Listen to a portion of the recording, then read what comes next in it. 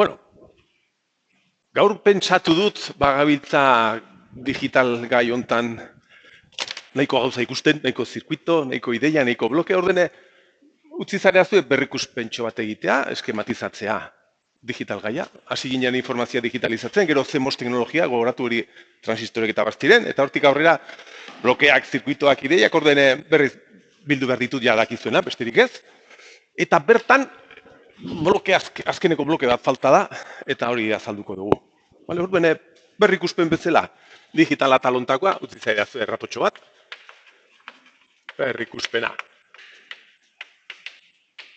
Zautu nahi, ez kopiatu, Orden, 8.6 atalan, 8.6 atalan, hasi ginen digital analogiko bihurketa, eta esan bezala galdera tipiko bat izan daiteke. Bihurketa honetan erabiltzen diren oinarrizko blokeak eta bakoitzaren funtzioa, horrelaxeko zerbait jarri beharko zenukete, hasiera edo abia puntua, zirkuito digital bat edo sistema digital bat, eta berak egiten duen lana bit bezala, demagun lau bit daudela, hau irudikatzen dugu n bitekin, ideia n bit horiekin irudikatu ditzakegu bi berren zenbaki, naturalak, bitarrak, eta hori horrela irudikatu dugu orain arte, zenbaki bitarra, eta ideia da, zenbaki hori bihurtzea tensio batean, eta lehendabiziko blokea zan, zenbaki bitar hori tensiora bihurtzen zuen lehendabiziko bloketxo bat, VDAC, digital analogiko konverter. Hemen ere behar dugu definitzea ze tartetan egiten du lana, hau bitarra, eta honek zeukan tarte bat, VR-min eta VR-max artean. Hor banatzen genuen. Hemen, sistema digital honek eman behar dio agindua honi bihurketa egiteko hemen jartzen duenean zenbait kitxo bat, eta hemen sortzen den seinalea eskailera moduko hori. Eskailerak moduko forma hori kentzeko, aldaketa azkar horiek, eskaileraren aldaketa azkar horiek entzeko, eta bakarrik seinalearen aldaketa motelakin gelditzeko, low pass filter bat, eta bertan bere ebakidura frekuentzia, FCC, hartzen genuen, beti bezala, seinalearena bider 10. 10 bider FS. Seinalearen abiadura azkarrena jarraitzen dione frekuentzia, eta gero geratzen zaigun gure mundu analogikora ailegatu horretik, ez dakit, tontakeia bat, tarte doikuntza. Honek egiten du lana tarte honetan, igual analogikoki beste tarte handiago bat daukagu, txikiagoa, tensio horiek doitzea proiektuan aritu zareten bezala, edo atal analogikoan aritu zareten bezala, tarte doikuntza.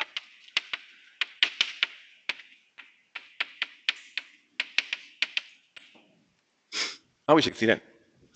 Bale. Hauek egiteko, bloketxo hau egiteko, bi ikusi ditugu, bi zirkuito zehazki, R2R eta Kelvin. Hauek ondo ikasi.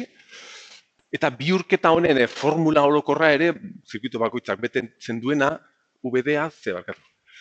Hau zan, VDAC,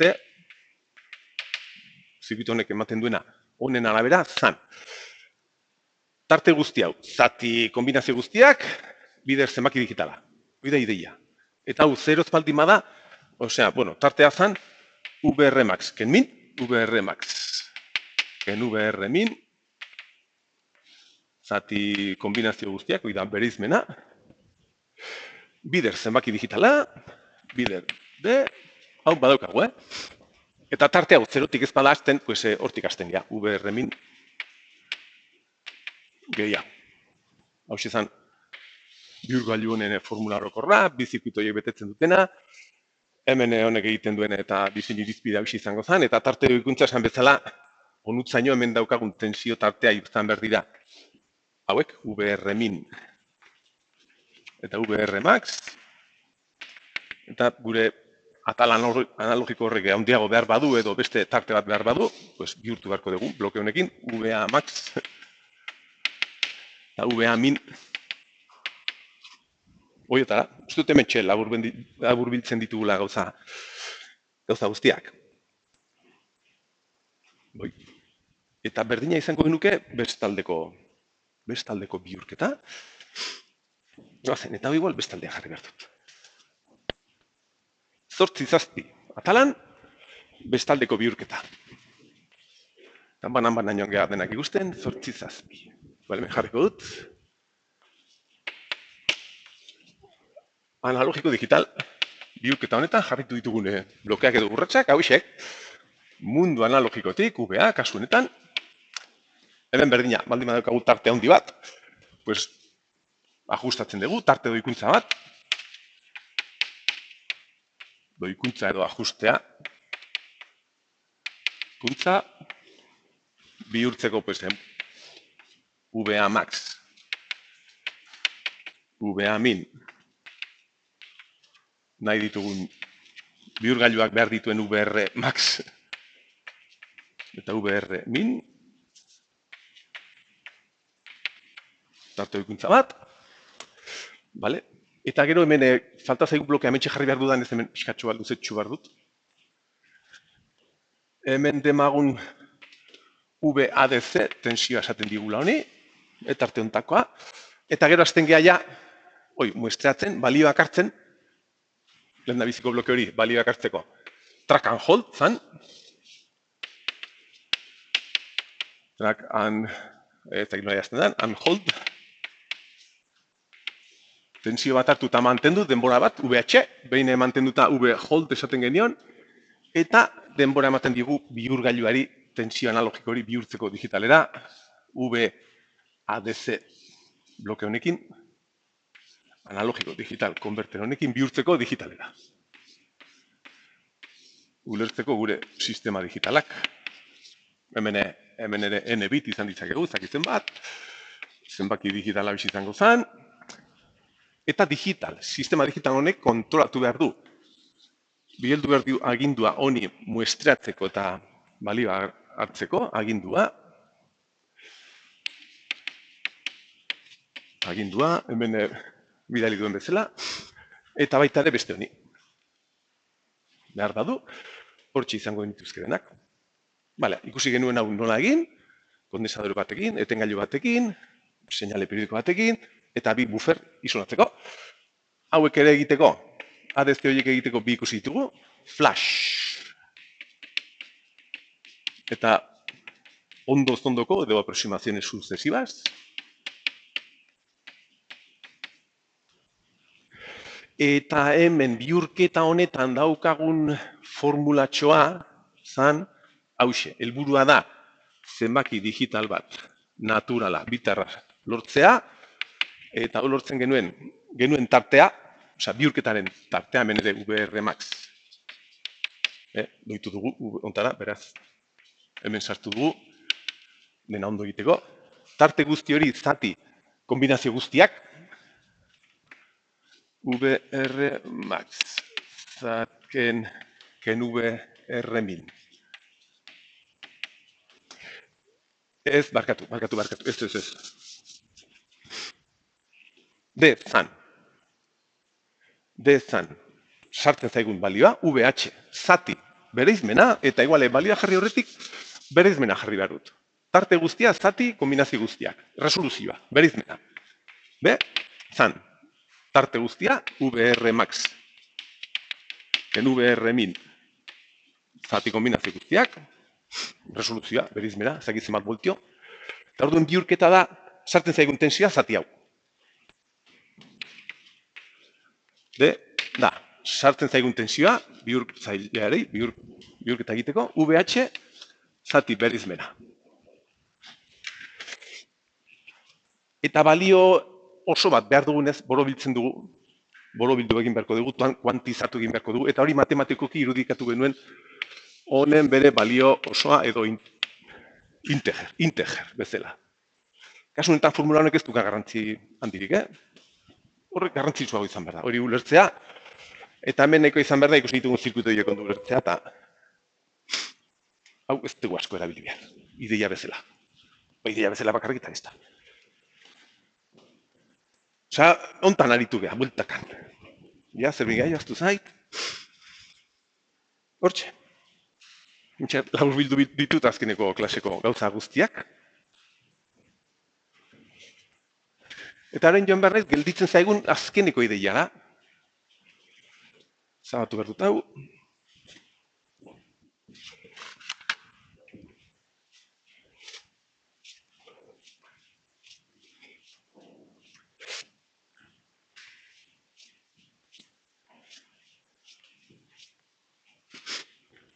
Ontara.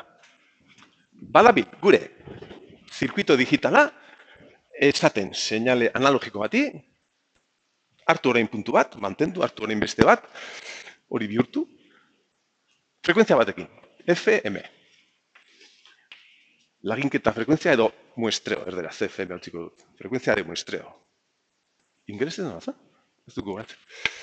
Frekuentzia de muestreo. Tak, tak, tak, tak. Ze frekuentzia hartu beharko dugu? Seinale bat. Seinalearen informazio guztia gordetzeko. Hau, abiadura bada, tak, tak, tak, tak. Hemen seinale analogiko bat. Seinale analogikoak ere ezaugarri bezala, berain abiadura ere badaukate. Gogoratzen baduzu filtroen atalean, ezaugarri bezala atera genuen seinale baten bere frekuentzia maksimoa. Osea, hau dago abiadura batean balioak hartzen, honek badauka bere frekuentzia maksimoa, seinale honek, ezaugarri bezala, FS seinalearena edo sensorearena esaten genion, eta bere aldaketa azkarrenari jarraitzen zion senoaren frekuentzia hartu genuen hori ezaugarri bezala, FS max, ezaugarri bezala, seinale baten abiadura. Eta ordene, galdera da, zer relazio dago bi hauen artean? Hau da, seinale bat, oso azkar baldin bada argi dago, joder, azkar hartu harko ditugula puntuak informazioaz gantzeko. Motela baldin bada, puntu gutxiagokin nahiko da. Hoi da, ordene, ideia horrekin ia zer. Egoen hau izango zen. Seinale analogiko bat, beti bezala, denboran, ailegatzen zaigu, VADC, venga. VADC. Hartu behar ditugu puntuak, track and hold esan behar diogu, sistema digitalak esan behar diogu, hartu puntu bat hemen, eta gutxi gura bera, ahojo ikusi dezakegu, hartzen dut beste bat hemen, beste bat hemen, beste bat hemen. Bale, badirudi, jarraitzen dio dala. Hau izango zen periodo bakoitza, muestreo periodoa, frekuentzia muestreo izango zen, pues, honen inbertsoa. Seinale honen abiadura, hau dirudi, hau baino motelagoa. Baina, zer egin dezakegu? Hau da, punto gehiago hartzen baldin baditugu, jode, informazio gutxiago galdu behar dugu. Zemen, hau dena gatzen nahi gea. Tarteko informazio gatzen nahi gea. Hombre, puntuak begiratzen baditugu horrela ikusten dugu forma jarraitzen diola. TM txikiago egiten badugu, hau da, azkarrago hartzen baldin baditugu puntuak. Bale, informazio gutxiago galdu, baina, jode, komplexuago egin beharko dugu zirkuitua. Azkarrago egiten badugu, komplexuago, azkarrago, eta ordene komplexua,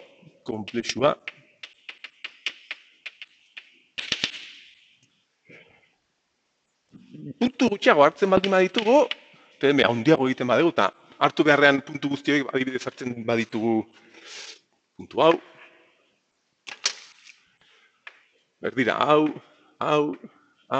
eta hau, ez dakit seinalearen forma jagaltzen nahi gehan. Ikusten badugu begiak itxita bakarrik puntu lagantza horiek, nik uste ja nahiko informazio galdu behar dugula. Adibidez maximo galtzen da, minimo dire bai. Orduan hemen, hau da, FM, frekuentzia txikiago egiten badugu, bai, simpleago, baina informazioa galdu dezakegu.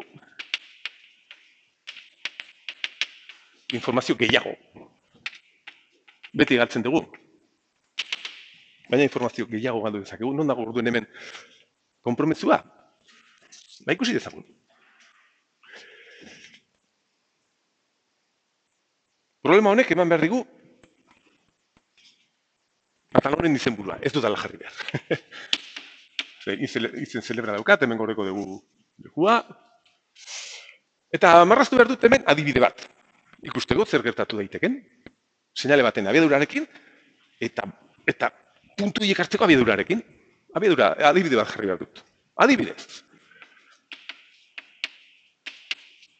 Ez dakigu ez errez, badakigu seinale baten abiadura, bestearen abiadura, bi abiadura ditugu, FS eta FM. Orduan, egitezagun adibidetxo. Irudikatu behar dut, hemen,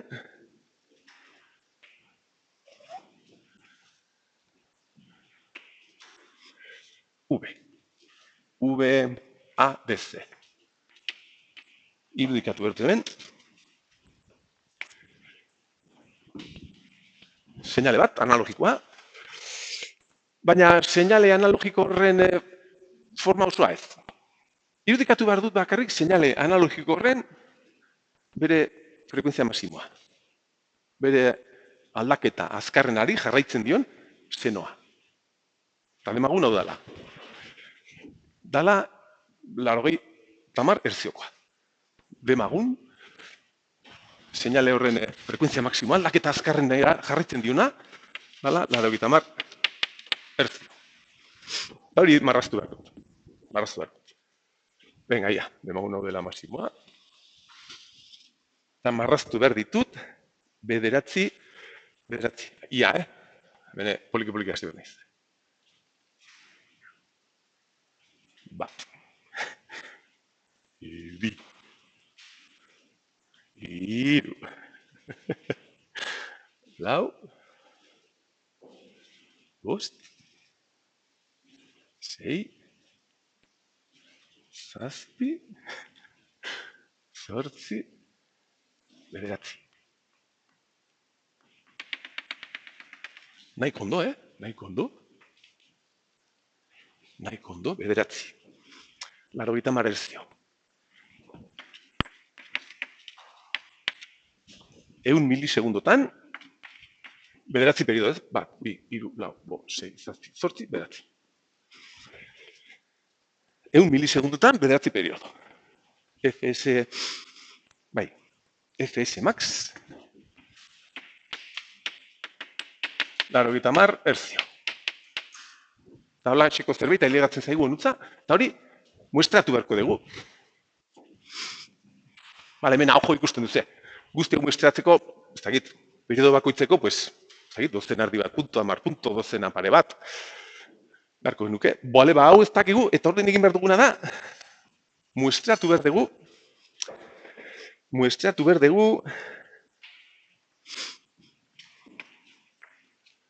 azkarrago, seinalo, baina azkarrago, baina ez oso azkar. Azkarrago, muestratu behar dugu, tak, baina ez oso azkar. Torun jarri behar ditut hemen, seinale horien puntuak.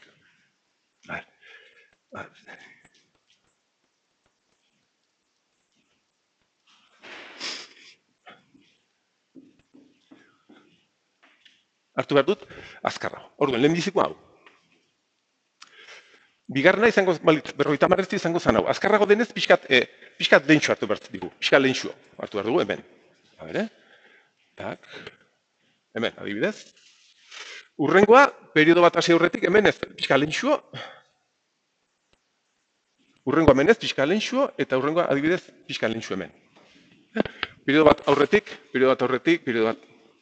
Hau isek izango ziren. Hartzen baldin badegu seinale hau. 100 hertziota, puntoiak hartu behar ditut. Eta hemen berdina. Hemen hartu beharrean azkarrago hartu behar dut hemen. Hemen hartu beharrean azkarrago, eta hemen. Laseko zerbait. Adibidez. Ez dakigu, gauzak egiten, ailegatu zaigu laseko seinale bat, sensoretik, esan digute muestratu beharko dugu azkarrago.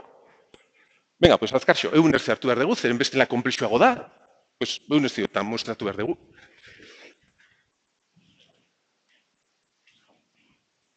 Begoen hau da, eta erabaki dugu egitea. Baina begira, zer sortu da? Irrutitik begiratzen baduzu, puntu horiek bakarrik ikusten baduzu, zer ikusten duzu? Seinalea, hasierako seinalea ikusten duzu? Ez, puntu horiek dira, hauxe.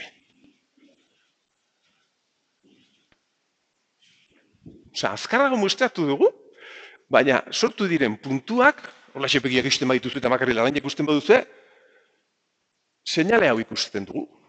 Eta seinale hau ez da existitzen. Neurtzen badiogu, begira, periodo bat, 100 milisegundo. Sortu den seinale digital horren abiadura, hori izango zen, puntu horiek dira hemen muestratzea, digitalera bihurtzea, eta behin digitalera bihurtu behar dugu, gero analogikora pasatzen bagea, hau atera baztaigu.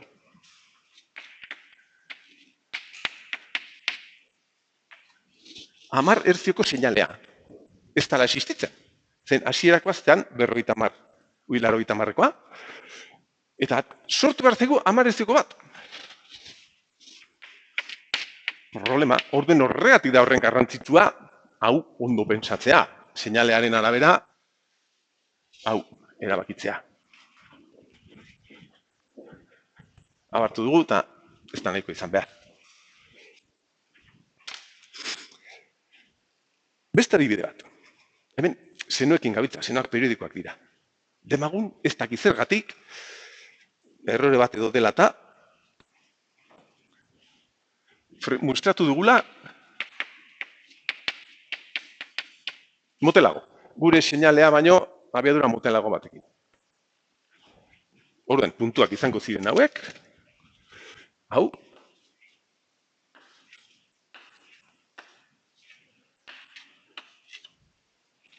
eta berriz, hau analogikora pasatzen baduzue, berriz,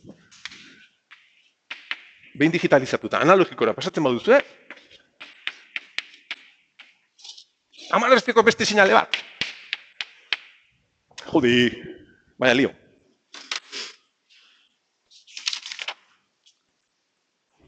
Orduen, zeintzuk dira irizpideak, hau ez gertatzeko. Hauxe.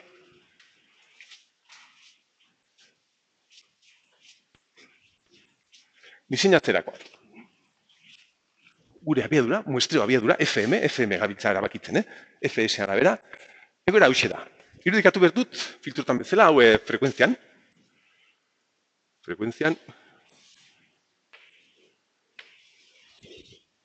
Venga, bai, F. Hemen tensio mailak, orduen frekuentzian, seinale analogikoak, sensore batekoak, beti motelak, eta bere osagaiak hemen izan behar ditugu. Eta gure sensorearen abiadura edo frekuentzia handiena hausi izango zen. Hau. FS max. FS max, eta uste dut liburuan, oharretan, honi FA daukazuela. Frekuentzia analogikoa. Baina da, sarrerako seinalearen frekuentzia maksimoa. Frekuentzia analogikoa, baina maksimoa. Ordene, ez dakit, igual hemendik aurrera jarriko dut, baina hausi izango zen, ideia bezala. Egoera hontan baldin bagaude, CFM behar dugu erabiltzea, ze muestreo frekuentzia abiadura, arazorik ez izateko. Bale, pues matematikoki probatu dezakegu, muestratzen badegu FM, honen bikoitzera, demostratuta dago, gutxienez, muestratzen badegu honen bikoitzera, ez dugula egin hori hemen, gutxienez izan berko zen 180, ez dugula egin, horregatik ditugu arazo hauek. Horregatik, muestratzen badegu, ez ditugu arazorik izan behar. Osa, mugan gaude, baina informazio guztia berreskuratu dezakegu. Matematikoki demostratuta Shannon eta Nyquist teoremarekin. Shannon-Nyquist teorema, arabera. Teorema. Bikoitza, hau da, periodo bakoitzetik gutxienez 2 puntu hartzea hemen. Hoi baino gehiago hartzen badegu, seno guztia berreskuratu dezakegu. Guk industrialki gauzak ondo egiteko, irizpide bezala, ez dugu muestratu behar abiadura da. Irizpide bezala, egin behar duguna da, muestratu behar dugu, FM, 20 aldiz hau, egin behar dugu. Gutxienez, 20 aldiz, FA, gure sinalearen abiadura maksimoa, 20 aldiz handiago, azkarrago, muestratu behar dugu. Vale? Irizpide bezala. Txikiago baldin bada ere, berreskuratu ezago, handiago baldin bada konplexuagoa izan daiteke, baina industrian irizpidea erabiltzen da. Naiz eta nahikoa izan bikoitza. Irizpide bezala, diseinu irizpidea.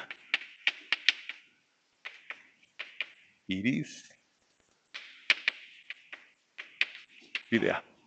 Egoera honetan, gutxienez, FM izan borko zen, 180 hertzio baino altuagoa. Eta behar badugu zerbait diseinatzea gauzak ondo egiteko, hartuko genuke FM, hau bider, zema da, 1800. 9,8 kilohertzio baino altuagoa, ez?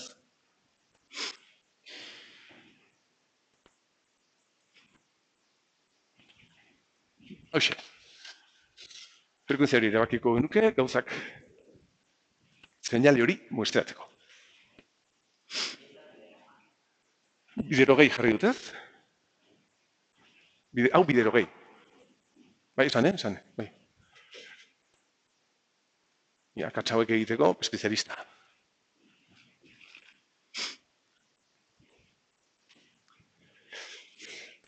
Eta gain, arazoa ikusi behar dugu. Zergatik. Zer sortzen da. Nondik sortzen den, amarrau ere hori ikusi behar dugu. Naiz eta ez aztertu. Teorikoki, behintzat ikusi behar dugu. Eta egoera, hauxe da. Guk sartzen dugu zerbait, egiten dugu egiten dugu, muestratzen dugu, eta sortu daiteke existitzen ez den zerbait.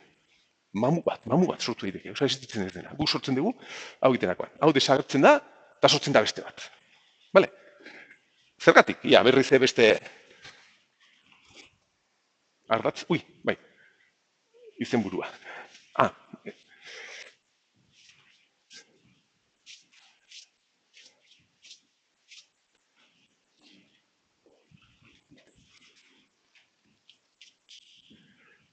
Hauxe. Zago gire, kenduko ditut.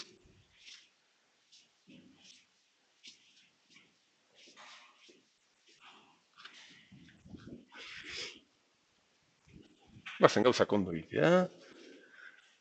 Frekuentzia. Frekuentzia osagai horien amplitudeak, seinalearen gure osagaiak, hemen FS max, orain FA bezala dagoela, FA, FS max, FA nabil esaten, FA. Eta hau, erabaki dugu muestreatzea hogei aldiz azkar dago. Osa, muestreo frekuentziari jarri behar dut, hemen. Demagun hau dala, FM. Erabaki dugu izatea, hogei aldiz FA. Egoera horretan gaude, eta hemen arazoak ez ditugu izan behar.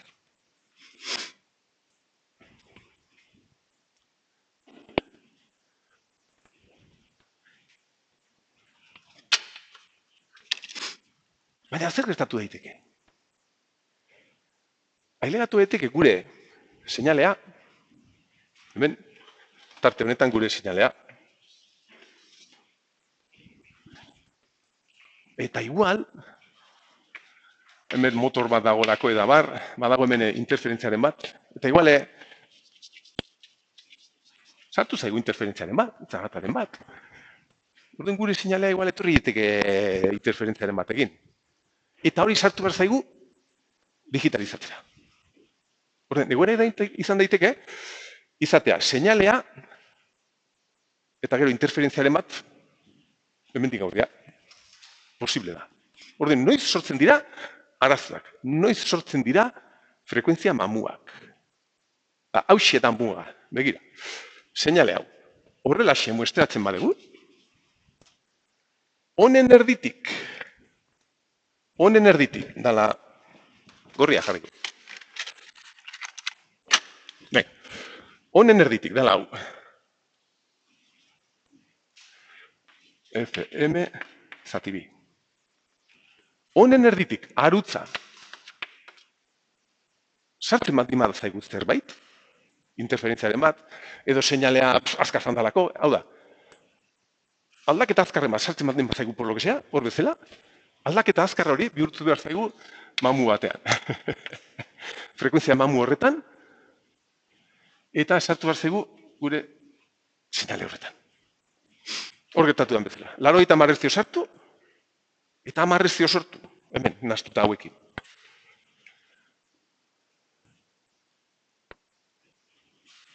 Eta gauza guzti hauek, periodikoak direnez,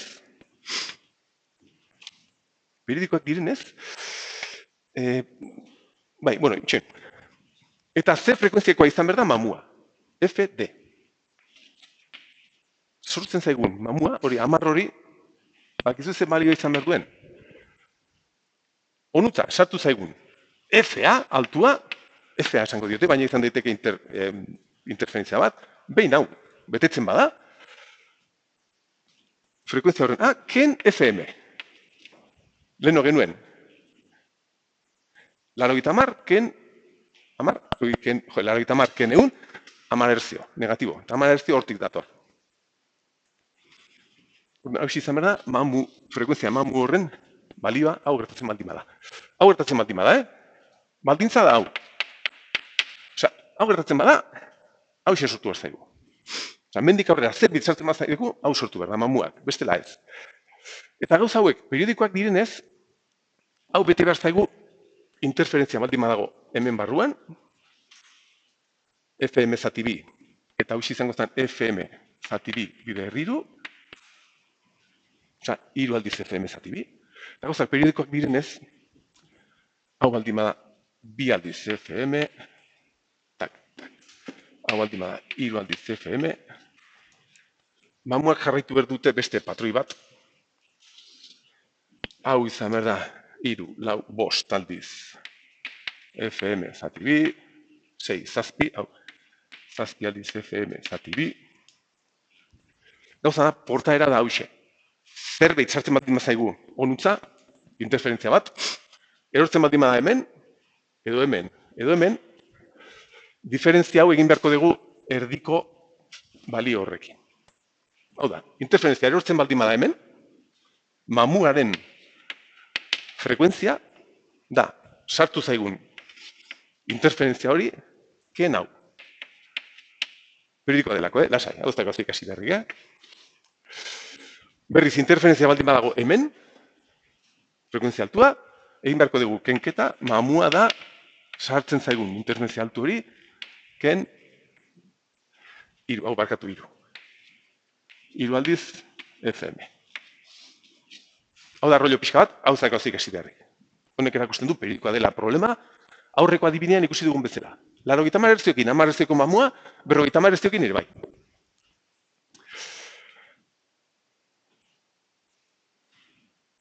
Eta hau gertatzen da baldin bakarrik, behin muestratzen badegu, zerbait baldin badaukagu, hemendik aurrutza. Hauxe, zerbait baldin badago, hemendik aurrutza, orduen sortzen dira mamuak, orduen egin beharko dugu. Bestela ez, bestela ez. Gero adibide txoat egingo dugu. Hau, formula orokorra jarriko dugu, formula orokorra bezala, eta da, hauxe, FA. Sartzen baldin bazaigu interferentzia bat. Eta interferentzia hau baldin badago, edo hemen, hau da, baldin badago, eneken bat bider FM, edo baldin badago, hemen, tartea hau izango zen, n gehi bat zati bider FM, oza, honek irudikatzen du non dagoen, orden mamua, FD da, interferentzia hori, ken n bali hori, n FM. Hemen egin duen bezala. Hemen baldin badago, bian, pues mamua da birekin. Hemen egongo baritz, mamua egiten da 3rekin. N tartean baldin badago, pues mamua sortzen da N tartearen frekuentziarekin. Rollo, ez daukazu ulertu beharrik. Periodikoa delako, esan dizu delako. Zalantzan egon naiz, azalpen hau hemen ustea. Ideia bezala nahikoa izan behar da. Zerbait sartzen baldin bada, hemendik aurrera, mamua sortu behar zaigu diferentzia batekin. Arazo honi, aliasin fenomenoa esaten zaio. Aliasin.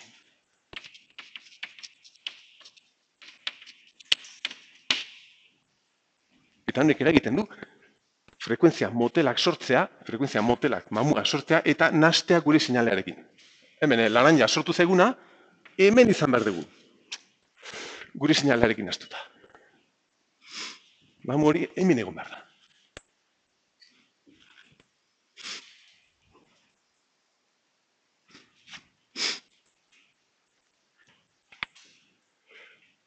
Eta horregatik, badazpara, seinale bat, interferentziaren batekin ailegatzen baldin bada horrutza sarrerara, hau saiesteko,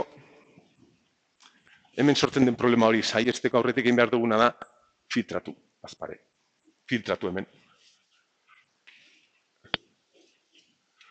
Low pass filter. Bere ebaki duena frekuentzia, filtroko atala gogoratzen baduzue, diseinu irizpide bezala, ebaki duena frekuentzia hartu behar dugu 10 aldiz. FS max, me jarri gut FS max. Eta bere helburua denez, problema hau saiestea, esaten zaio, anti-aliasing filter. Anti-aliasing filter. Bazpare, jartzen da. Zen seinale horrek, baldin badauka interferentzia bat, interferentzia hori bihurtu behar zaigu, frekuentzia motel batean, eta seinale aldatu behar dugu, seinale motela aldatu behar dugu.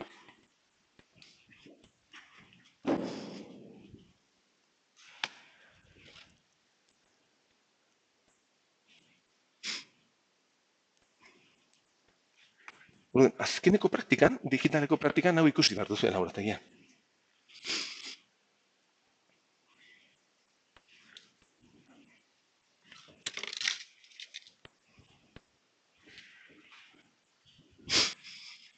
Adibide bat, edo ariketa, adibidea. Ariketa, 22. orrikoa, bigarrena, egin behar dugu. Txauka, prestatuta, eta begira. Filtro ariketen nahiko antzekoa.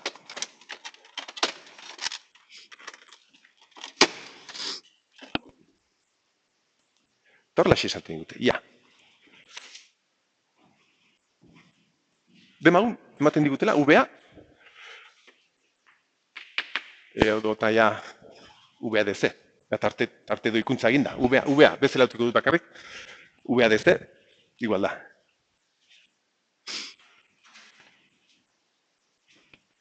Dara seinale hau. 10 voltio, amplitudea. Bi.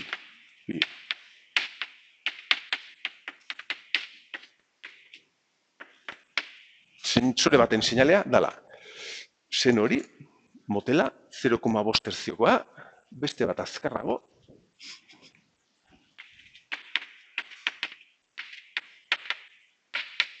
Azkarrago, baina erzio batekoa, motela oraindik. Eta azkeniko osagai bat, 5 terziokoa, eta voltio batekoa. Voltio batekoa, eta 5 terziokoa. Demagun sentsore baten seinalea, UVA-DC. Jarriko diot, UVA-DC. Igual da, UVA. Horrela dela. Galdetzen digute, zer gertatuko zan, muestratzen badugu seinale hau. 50 herziotan.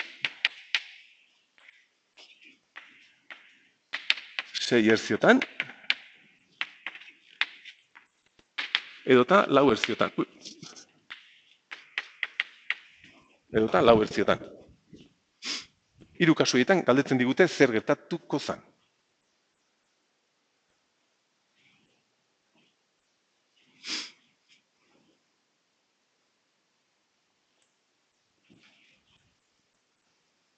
Hemen egin dut.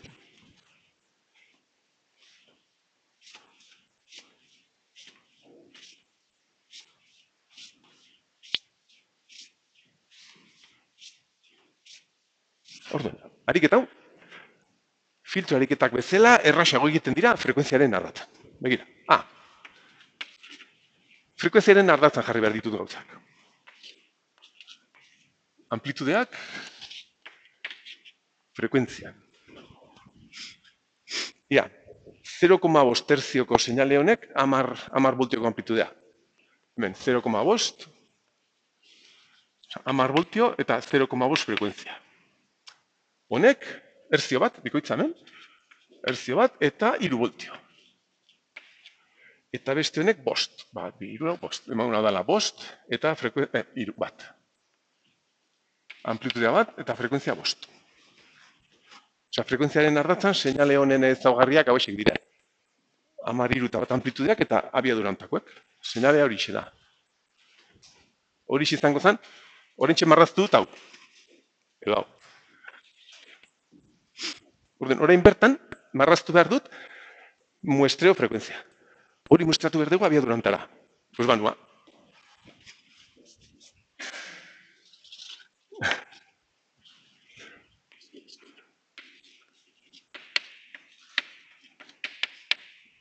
Hortxe, endabiztiko ariketan, 50 han, dago.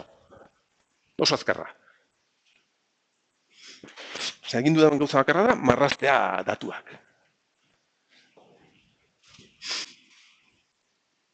Eta orain hau egin beharko dugu. Mamuak dauden edo ez ikusi. Orduan,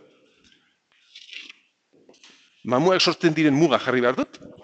Venga, laranja. FM baldin badan 50.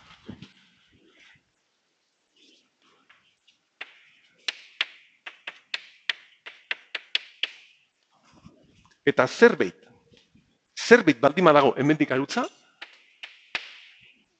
mamuak sortu behar dira. FD xelebreak. Seinale horrek sartzen du zerbait hemen. Kasu honetan ez. Motelak dira, nahiko azkar muestratu dugu, erditik arutza hemen ez dago ezerrez. Ez dago ezerrez. Beraz, hau, digitalizatzen degunean, eta berriz, datu digital horiek analogikara bihurtzen baditugu, berdin-berdinak dara zizkigu. Berdin-berdinak. VA, pasatzen badegu digitalera, eta gero pasatzen badegu analogikora, berdinak dira. VA, berdin, VA. Egoera honetan.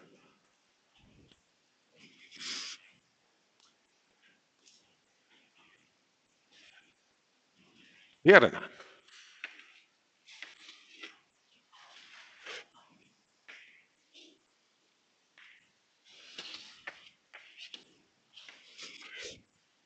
Berriz hauz marraztu behar dut. 10 voltioko 0,1 terziokoa, erzio bateko 3 voltio, eta 5-eko 1. 5 terziotan, voltio 1. Bigarren egoeran begira, motelago gabiltza puntuak hartzen. Ariketa egin da, atxedan. Motelago gabiltza. Marraztu behar dut. FM. Hemen egin dudan bezala, FM jarri behar dut hemen. FM da orain 6, hemen.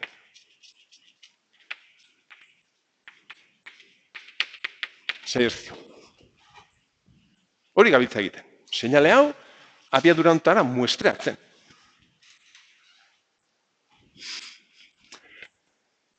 Digitalizatzen badegu, eta gero analogikora bihurtzen badegu, mamure bat sortuko zaizkigu, ikusi dezagun.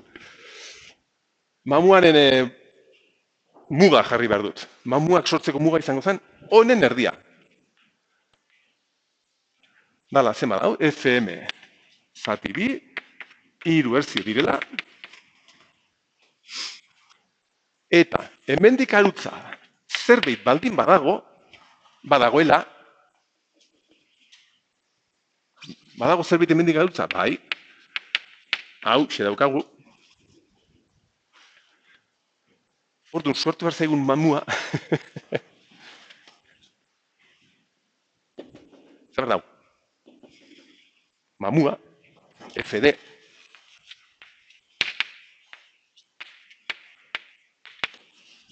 Da, FA, osea, hemendik arutza sartzen zaigun F, 5,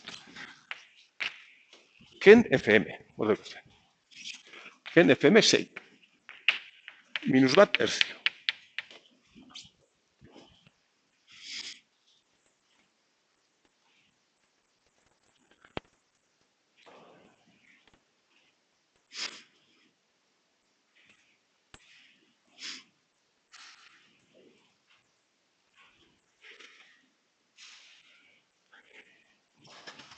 -1 da frekuentzia, ez da amplitudea. Eta minusak esan nahi du, sartu zaigun osagai hori negatiboa atera behar zaigula. Osea, buelta manda. 180ko egun da larogeiko desfasarekin. Orduan zer gertatu behar zaigu? Irteeran, bihurtzen badegu digitalera, eta hau bihurtzen badegu gero analogikora, VA prima, hau xatera baztegu. Seinale hau, atera barte igual, hau igual. No, bi 0,5 P. Gehi? Hau, igual. Zen dago, hemen, ez da bihurtu mamuan. Hoi dago hor, gehi. Iru bider seno, bi bat T. Eta hirugarren hau,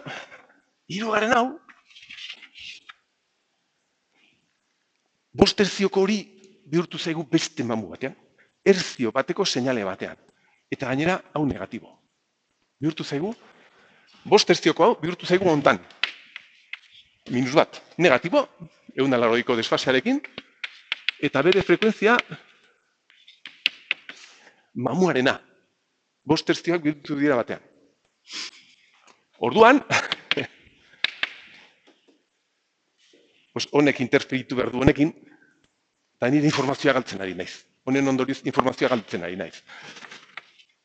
Lehendabiziko motela hor dago, 0,5. Eta 3 voltioko erzio batekoa bihurtu da 2 voltiotan arazo honengatik. 2 erzio. Hau xirtetzen da, sartzen da. Hau, eta ondo ez badegu muestreatzen, aldatu behar zaigu sinalea. Zerbait gaizki egin dut, esan. Bai. Eske, bost hori bihurtu da erzio batean. Hau bihurtu da mamuan, zeren hemendik arutza dagoenez, hoi desagertu da mamuan. Aurreko adibidean, 80 erzioko hori bihurtu da 10. Horregatik, hau desagertu da bihurtzeko hontan. Eta behin bihurtuta, interferitzen du, dauka interferentzia honekin. Beraz, desagertu da, eta gainera aldatu digu hau. Eta informazioa asko galdu dugu.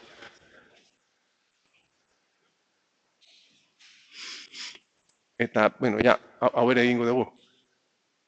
Edo igual esango dizuet hitzekin. Honen marrazkia egiten baduzue, FM lau. Osa, dago hemen, mamuarean dago. Eta mamua izan behar da, lau. Barkatu, ez, bost erzioko interferentzia, ken FM dala orain lau, bat, erzio bat positibo. Orduen, bost erzioko hori bihurtu behar da. Hau positiboa, eta bat behar zaigu lau. Azkenekoan. Hor geratuko zaizue bideoan. Egin dezakezu, Bost, ken lau, bat, eta hau izango zen, bat positibo, eta geratuko zen lau. Bi beharrean lau. Bostekoa desagertu eta antzeko problema izango benuke.